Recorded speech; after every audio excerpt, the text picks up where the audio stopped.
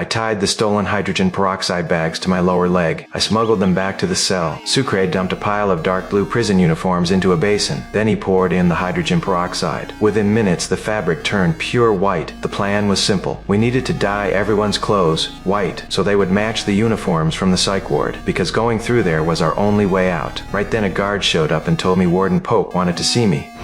Schofield, Pope needs to see you ASAP. Now? In that moment, everyone's heart jumped into their throat. Had our escape plan been discovered? It hadn't. This was exactly what I had set up earlier. I had deliberately taken apart the support on the Taj Mahal model. Without that key piece, the model was guaranteed to collapse. The warden would have no choice but to call me in to fix it. My goal was to get him alone. I don't understand. Why would you...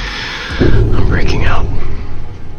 And you're gonna make sure my brother goes with me. I tied the warden up. I forced him to give orders over the radio to move Lincoln to the infirmary. Pope had always been good to me, but to save my brother, I had no other choice. I'm sorry you got caught in the middle, but one day you'll understand why I did this. I shoved him into a storage locker and knocked him out with a phone receiver. When I got back to the cell, Sucre finally let out a breath. At that point, we had only 5 minutes left on the clock. The moment the last person arrived, I ordered a few guys to seal the cell door. I quickly unscrewed the bolts under the sink. The oldest one, Cooper, was chosen to crawl through first. The rest followed him. When the sink was put back in place, the escape officially began. We moved carefully through the narrow, damp tunnel. Everyone was on edge. What we didn't know was that deep inside those tunnels, an old friend was waiting for us.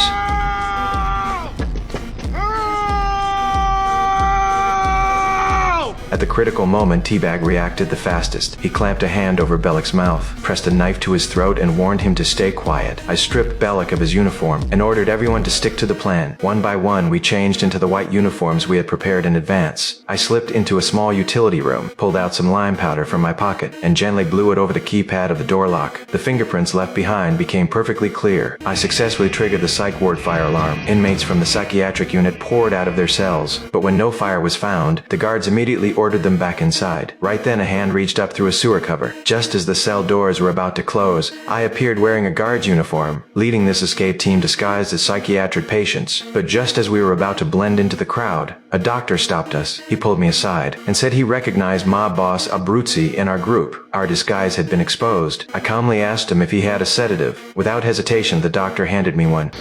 This'll put him out, right? Like a light.